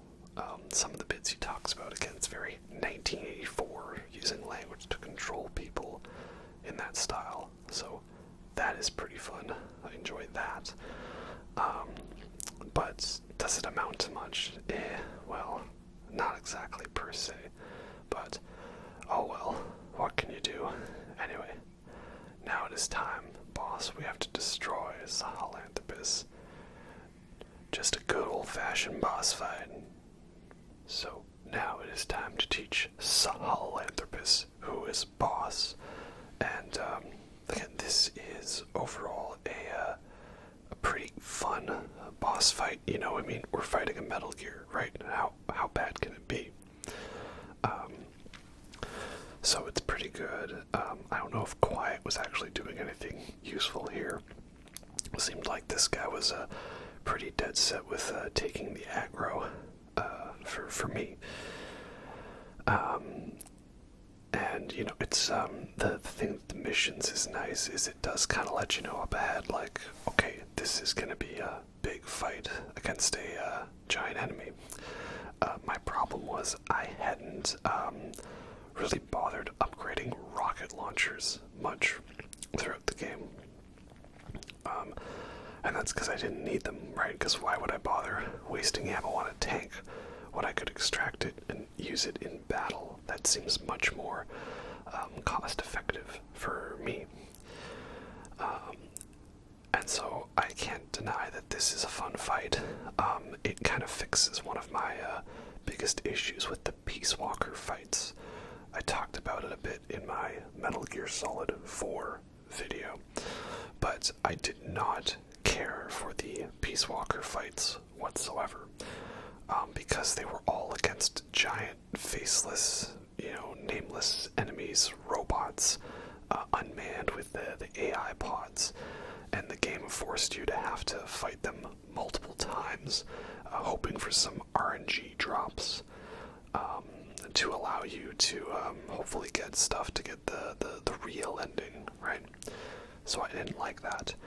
And I really hated how some of the fights, they just gave them, like the Peace Walker itself, they just gave it the most gigantuan health bar that there ever was, forcing you to either play the game in co-op or constantly be calling in supplies. So, I like how in this one, oh yeah, you're pretty good. Had to throw that in there somewhere. I like how in this one, the supply drops and the chopper support for the final battle is just automatic. I like that a lot more because it feels just more natural. Like, I like that the idea that Cause is like helping you out by sending you in support and recognizing when you're out of ammo. I mean, yeah, it costs you GMP, but it's a lot less tedious than going into the menus. You know, like, I wish there was a way, like, for the game to, like, auto-call you a chopper when you needed it. That only happens sometimes, right? So, this is, I think, like, my second or third attempt with the fight. All the other times I got killed by some really weird insta-kill move he did. And the one time where I won, he didn't do the insta-kill move, so, you know, go figure, right? I don't know, it was like, he did a thing where he jumped, like, right in my face, and everything went slow motion, like the reflex mode, and then I died. And one time I was, like, right beneath him, and I was shooting into him, and the other, he was, like, partially to the side of me, but not near me, and, like, was he planning on doing some kind of, like, random, like, railgun attack, and, oh, that's bad. I'm on fire. I have literally no idea what I'm doing. And this is fun, you know, he called down a supply strike for me. That's pretty cool. I like that. Aw, thanks, Cause. Again, it's just fun because this is all the stuff that I didn't bother doing. It almost makes me wish I'd upgraded the chopper more, but I don't know, I've always felt like with these games, like, guns blazing is never the right way to do it. And so, with a game that had such fun variety on stealth, I kind of had my niche of non-lethal weapons, and I loved when I eventually unlocked that I could put silencers on stun weapons, right? That just made it so much fun. And then you could send Quiet out to scout for you, and then she could put pick up supplies, so that was fun. Also, am I actually shooting it in, like, the right area? To me, that seems to scream, like, glowing video game boss weak spot. I also realized the chopper's distracting him now, that's nice. I also found these things were actually, like, pretty good at shooting it. So yeah, there we go. I don't know what he's doing, but I'll take it. So this is the part where he goes and he jumps from a distance and decides he's gonna snipe you with the railgun, and I realized, am I gonna try to... Nope, I should not try to take that guy head on. He's got 1 HP in a dream, right? And this is where I was frustrated because, again, I had gotten sniped by the railgun through, like, multiple items before. So I was like, that was non-destructible cover, I should be safe. And one more. Omae wa mo shinderu. No, you're already dead. And that's that. Sahelanthropus is no more. So, overall, I do enjoy the fight. It is pretty fun. Kind of annoying that this whole thing happens because of a whiny, angsty little boy.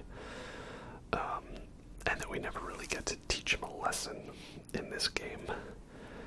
So, yeah, Sahelanthropus is going to be destroyed, but not really, because we take the remains of it back to Mother Base, and then once we are there, Eli eventually steals it, and all of these kids that we saved are just randomly like, yeah, we're better off with him because he said so, I guess.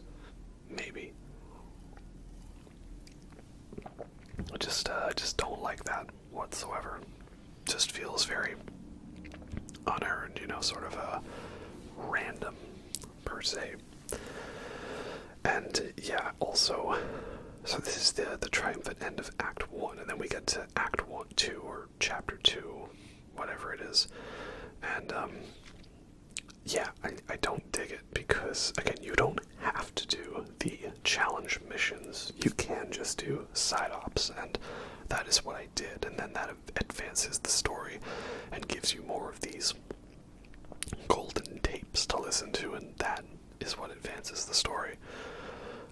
But there are a couple of main missions you do need to do, and a lot of them are just kind of random. It goes back to being like, oh, Snake, a guy of ours went missing, you need to go find him. Or, Snake, there's a guy who has intel about a thing, we should go rescue him. But it all feels very filler. And then, all of a sudden, a crazy story beat, like the whole Shining Lights, Even in Death, comes around, and I can't remember if I put that in here. It's not a boss fight per se, so I think I may have skipped over it for pacing, but know that the Shining Lights Even in Death mission is a very good and tragic one, you know. It almost turns Resident Evil style, where you have to go into a weird quarantine zone and realize you eventually have to put down all of your fellow squads because they're being infected, because Huey tried to experiment with microwaves and the Wolbachia, vocal cord parasites, to mutate them. And yeah, Huey sucks. Like, man, I'm glad we exiled this guy. Huey sucks indeed, right? And he killed Dr. Strangelove. Jesus. And here we have it. Good old Skullface. And finally our chance at revenge. No more of that, what is it, the Remington, whatever you call it, the dual-wield Remingtons from Call of Duty, right? The meta. And the other is very close to us, which is very weird because he says this even if we kill Quiet. I don't know, that just seems weird to me. I guess though, if you kill her, you could just play the mission recruiter. And, oh, what happens to the other one? Does he throw it? Yeah, and it doesn't shatter. Ooh, why is that? Why? Because Psycho Mantis grabbed it. I don't know, man, Psycho Mantis is weird in this one because, again, he doesn't talk, he doesn't do any fourth wall breaks, he's just kind of there to do whatever the plot says he needs to do, and I don't really like that because Psycho Mantis has always been such a very fun, interesting character, a very cool and groundbreaking, mind-blowing boss fight. And here he's just a plot device to make things happen because the story says so. I really don't like it. And here we go. I'm pretty sure this was where the game, like, gives you a chance to do the whole, like, finish him sort of thing. And I was kind of like, nah, I don't need to, you know. I mean, he's dead already. I feel like, honestly, like, putting him out of his misery here is actually a benefit for him. Like, let's let him suffer, right? But again, it's also what Ellie would have done, right? In The Last of Us Part 2, remember that? Yeah, that was a game, alright, that a lot of people didn't like. And I actually kind of enjoyed it, to an extent.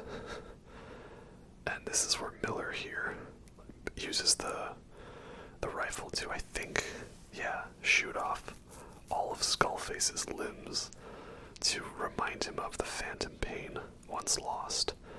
And I'm only noticing it now. There's these flashes of Kaz remembering who he was before the attack on the original Mother base. Yeah, pretty brutal, I'd say. I like it.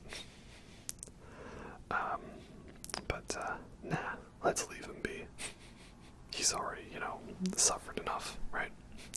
We're not fighting to the death, we're fighting to the pain, as Dread Pirate Roberts would say. And then, also, I haven't really shown much stuff of Mother Base in this one, because again, we're talking boss fights here, for the most part. And, it's awesome, and I love it. Yeah, do it yourself, exactly, man. This one's on you, baby. Yeah, I love Mother Base. It's so much fun going around seeing the soldiers you've recruited. I love how they're just over the moon to be thrown around and punched by you and just saluting you like, thanks, boss. And half of them are voiced by, like, the cast of Critical Role, because of course they are. That's the fun thing I do. I play games, and it's an actor from Critical Role. Just, hi Matt Mercer, hi Sam Riegel, hi Ashley Johnson, right, hi Laura Bailey, hi Marisha. And, God, how pathetic is this, right? We all look back. What happened? What was done? There was another shot, and it was Huey. To be like, yes, look, I did it. No, mama, he's my dog. I'll do it myself. Yeah, Huey, I guess you get some points from trying, but, next time, just don't, okay? Just don't. So yeah, moving on, now we have the quiet exit mission, and, am I attracted to this? Am I? I think I'm meant to be. I mean, when you zoom it like that, like, you know. Okay, look, I can't eat, never hurt anybody, okay? And I apologize on behalf of my gender, but I am male. I do think Snake's pretty badass, too. So, yeah, this is the mission where Quiet left on her own. And now we have this super giant crazy mission to save her. And this is the real final boss fight of Metal Gear Solid 5. Because I beat Sahelanthropus in, like, I think my third attempt, and the only times I died were his weird, random, like, slow motion jump that killed me. Whereas this mission probably took me, like, 10 to 12 attempts, which is a lot more than I did for most Metal Gear Solid fights. So, yeah, let's go. First off, I'm very glad I brought a javelin, though I feel like it still wasn't even strong enough. And I know what you can do is get, like, the skull's armor, and that helps you out. But I didn't know about it at the time. And you remember when I was, like, talking about how, like, they were in the side ops pulling out these, like, super tanks that could, like, snipe me from a mile away and one-shot me. Which, I mean, it makes sense. Like, you're taking a tank shell to the face. Like, you wouldn't actually survive that. But yeah, remember when I said that? Well, this mission is chock full of a whole bunch of them with really no way to, like, dodge them. And these guys have, like, crazy pinpoint accuracy. And they just, like, instantly know where we are, even though we're in the dark, far away. So my main strategy was just to use as much ammo, and thankfully, I'm pretty sure this is another mission where Kaz is on the he's on the ready to do supply drops for you when you run out of ammo. So that is pretty good. And this javelin is pretty nice, right? The Javril Levine, as we say. So now I wanted to come back here and grab my old rocket launcher, right? And, yeah, see, there we go, already. I also tried to have a strategy of sometimes setting up a bunch of, C4 claymores for where the tanks were gonna spawn in, and there we go, we got our supply drop, very nice. So, yeah, this was the real tough mission for me. I hope you don't mind, again, the infrared view.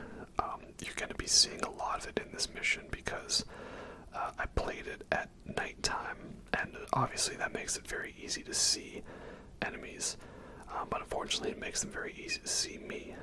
So I wanted to grab this so I could grab the ammo for it, right? Because I realized that this is probably a better bet than the single-fire RPG. So then my next thought was, okay, well, I've got grenade launchers, right? So how good are these grenade launchers? Can they actually do anything? Well, yes, and I just saw my life flash before my eyes. I've seen the one video of the guy trying to, do all the achievements, or all the mission tasks in one go, and I'm not crazy enough to try that. And this is where I thought, is this a bad call to be doing this? I don't know, I guess we'll find out, but I think at this point in the run I was desperate. Yeah, pretty desperate. And I think this first part went okay for me. It was when we got to the second part. The second part was where it just like all went wrong because there's a whole bunch of like what do they call them, like the PTAs or whatever, the BTUs. They just sort of like spawn right in on you. Yeah. I don't know exactly, but I think we're doing something. Oh, we got a new recruit. That's nice. Yeah, this is the bit here, the second half of it, right? Where like they just throw everything at you. I'm actually really surprised. I feel like these guys wanted Quiet more dead than they did me. So here I kind of memorized like, okay, these are where the guys show up from. So let's try to use C4 to lock them down and figure that out. I think I actually managed to get the whole achievement for having Quiet not take any damage, which is pretty crazy. I don't know how I managed that on like my first go. But that's the other thing. I felt this thing's slow to reload and it takes like 3 or 4 rockets. It also doesn't help when you mess. God damn it. Okay, now I need my old rocket again. Let's go. Javelin again. There we go. Alright, let's do this. Who needs auto aim? Right, we're good. And here I found the best thing was to just run up and extract it. Again, there is an achievement or whatever, a mission objective for extracting all of the vehicles in this level. And I ain't gonna bother with that. But sure, let's do it that way, right? And then to make matters worse, there's going to be attack helicopters showing up. Like, jeez, this mission is insane.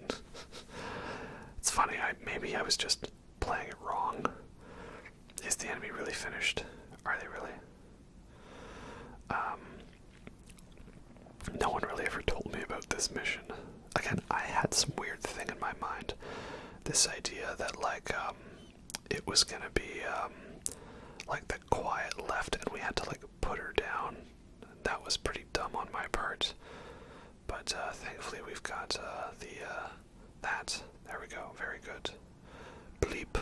Oh, that's bad. And I'm out of ammo. Very bad indeed. Well, I'm gonna have to do it with there, because I do not have time to extract that. And, I'm gonna need to run, grab my ammo, and then run back. Alright, now where's that bloody chopper? Oh my Omo Shindaru, right? Are you guys sick of the infrared view yet? I'm not. And he's not close enough for me to lock onto, I think. I don't know. Come on. Nope. Well, let's blind fire. We did it? I can't tell from this angle yet.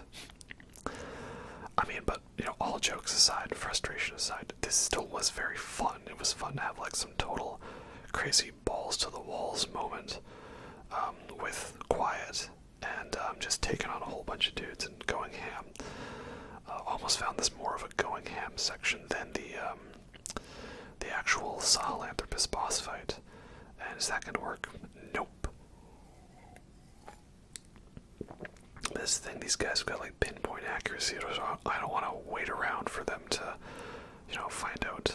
Oh, there we go. Now you're mine. And yeah, I do though miss being able to do the whole trick with throwing the grenade. That's pretty fun. I've always liked that a lot. And there we go. Another supply drop. I'll need it. See what I mean? How much better this moves when you're not having to constantly open a menu and throw down some kind of grenade and wait for the supplies to drop, and the game just does it for you. Alright, I can blind fire on you, I'm pretty sure. Yeah. So yeah, I also, I don't know if you noticed, but I am wearing the heaviest, we did it. I am wearing the heaviest armor, and I still could almost almost get one shot by a guy. So, yeah, you're pretty good. But yeah, that's technically the real final boss fight of Metal Gear Solid 5, I find, because after this, there's going to be a whole bunch of story-related stuff. Again, I did skip over Shining Lights Even in Death, which I know, probably sad. And I thought this was cute, you know, she goes to give you a handshake, but it's actually, no, I want to take the shot at him. But alas, it was all for naught. So now, of course, sometime later, Quiet's been patching us up because Snake almost gets killed by a snake. Haha, the irony. And of course, we realize that Quiet has the final strain of the English vocal parasite. That's why she never talks and she's sworn a life of silence. But she does speak Navajo. And she talks to Code Talker, which I think is pretty cool. Yeah, so this is where Quiet realizes she has to sacrifice herself. She has to speak English so that she can guide the chopper to us, to save us, and thus she knows she is condemning herself to death and a last life of isolation. No, don't do it, Quiet. This is the thing, like, again, I kind of thought she would just be like some kind of character, like literally there just for boobs. But like, apart from that, I found her story quite interesting, and I loved her as a squadmate companion because she was so useful for gameplay, right? Like, that's how you get me on your side. You don't just have to be an attractive person in a video game, you have to be useful. Like, Dina in Last of Us Part 2, not super attracted to her, but she's very useful in all of the combat encounters, and I like that. Like, I'm pretty sure there's some moments where, like, she will stealth kill enemies for you, and I'm like, you're actually, like, doing stuff without me needing to order you around. That's insane. I love it. More, please. That's what Quiet was like that. She's just awesome. Never really had any issues with her. Okay, maybe the only issue is when I was trying to extract a dude and she, like, headshot him, but whatever. I found another one. We got plenty of recruits. So, yeah. Very sad indeed. But a very, you know, nice ending to it all. Again, the other reason why I talk about Chapter 2 feeling a little rushed is that it just seems to me like missions happen with no context, like just all of a sudden, by the way, Eli's gone. What happened to Sahelanthropus? Don't ask. Go look it up on YouTube. Quiet's gone again just because she left. And then, main thing is the ending, which we're gonna get to, but the ending literally comes out of nowhere. Like, we finish this mission, and we have to do a couple of other missions here or there, and then all of a sudden the mission just unlocks. Okay, like, so all of a sudden we realize, by the way, we weren't really Big Boss, we were the medic. It's like, it's not revealed in any interesting or significant way, it literally just happens. And I don't really like that. I wish there was some kind of more clever way, like we found a tape, you know, or somehow original Big Boss sent us the tape, because that's what happened, right? Like, he gives us the tape from the man who sold the world, and he gives us the message, you know, I'm Big Boss, and you are too. And, yeah, she can be talkative, alright, but, it's not good. Yeah, so, I don't know, like, again, I love the gameplay of Metal Gear Solid 5, it's great, but narratively, yeah, it is a mess. It's all over the place, it loses focus too much, and the good moments in it are really good, and it doesn't feel like it's a slog to get through. I just feel like I get more invested in other things beside the main story. I have to kind of remind myself, oh right, that's the story. It's But it's the same problem I have with a lot of open world games. I feel like I get disconnected from the main story and get too focused on random side quests. And I lose sight of where we are in the narrative, because so many games will punish you for rushing story missions. They want you to do a bunch of side quests and then do a story mission so you don't lock yourself out of it. I feel like Mass Effect is the one that is the most good in that way, shall we say. Because I still feel like there's a good narrative push in all of them, despite the meandering that we do. But games like Witcher 3, which I do really love, I feel like I get a little lost in checking off boxes, markers, side quests, rather than the story.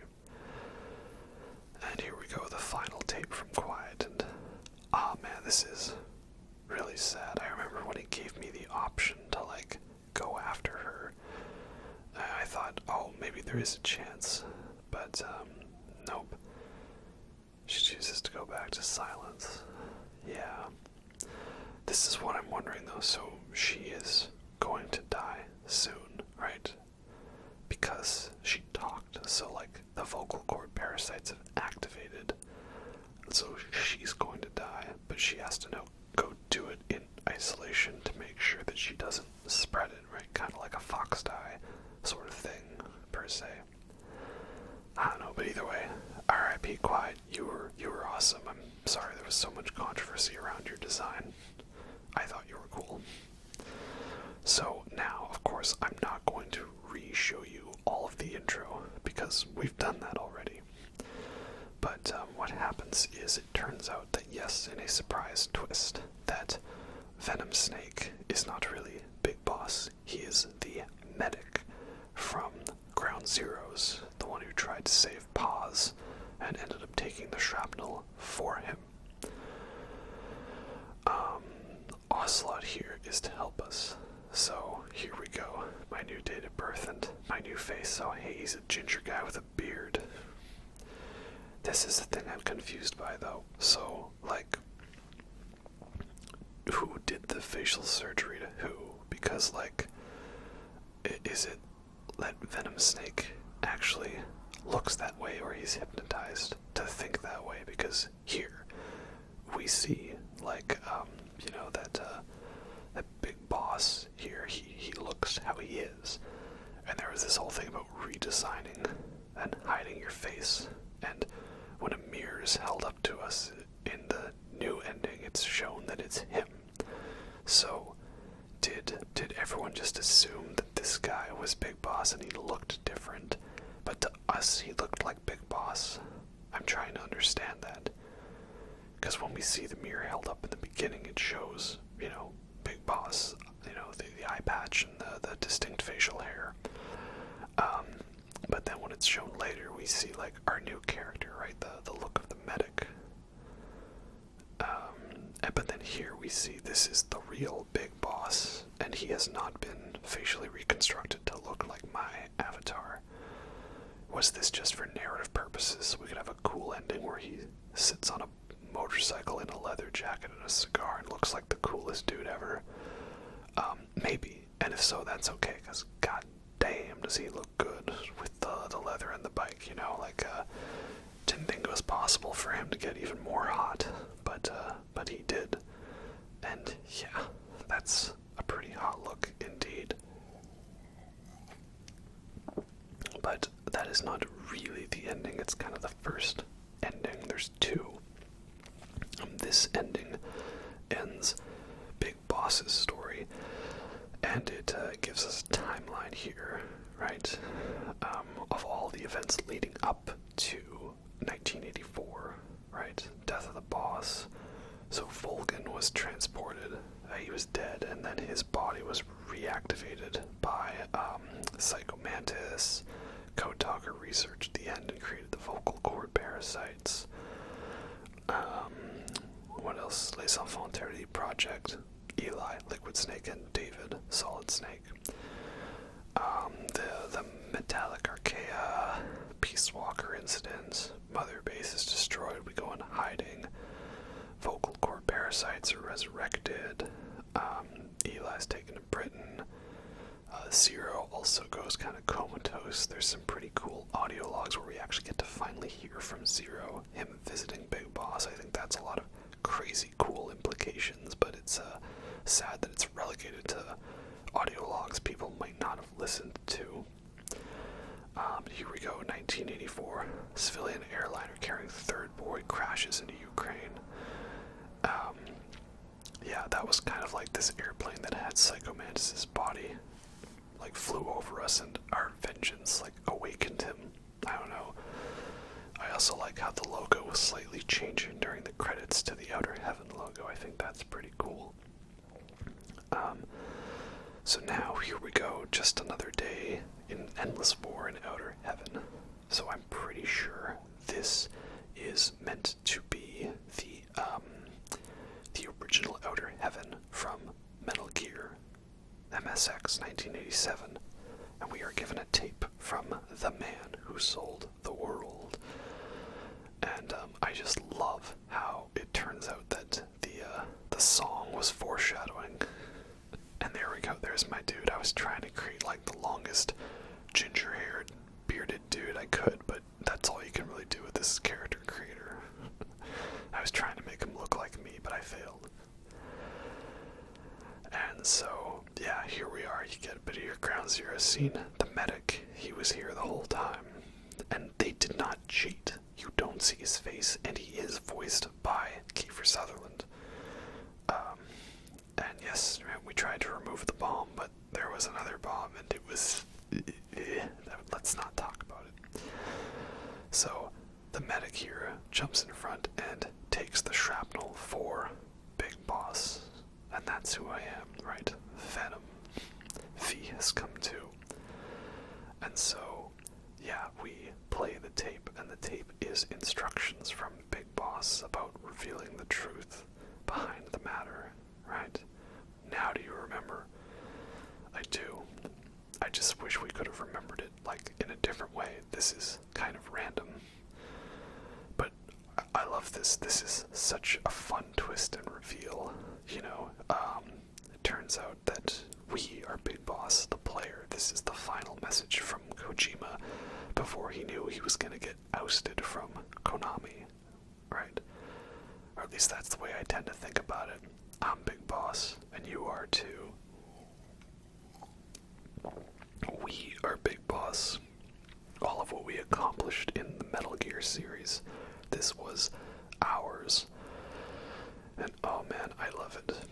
Again, yeah, Kiefer Sutherland plays Big Boss a little differently, but I still like what he did with the character. Round out, you're Big Boss.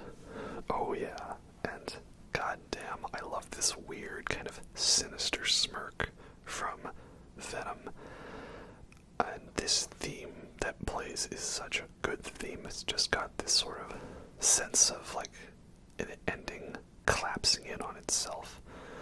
Also, you didn't really get to look at my logo that much, but I did Predator X as a reference to King Gizzard, of course. And I love this, the final tape. It is Operation Intrude. What is it? N131, something like that. Yeah. And that is the name of the mission from Metal Gear 1987. So this is, I think, implying that the Big Boss we killed in Metal Gear 1987 was Venom Snake. But that confuses me too, because that game ends with him saying, "You didn't kill me, I'm still alive." So I always thought it was that he just didn't die, but I guess he did die, and the next guy was then the real Big Boss who we burnt and then got revived in Metal Gear Solid 4 and replaced with Solidus. And here we go, this theme, he punches the mirror, his robot arm is cured in the side, and this is him accepting his fate. And behind him we can see the original Outer Heaven symbol, and he walks knowing he's going to meet his destiny. And that, my friends, is the end of Metal Gear Solid 5. The end. Yeah, man. And of course we've got to end with, well, what else will we end with? The Man Who Sold the World by from David Bowie.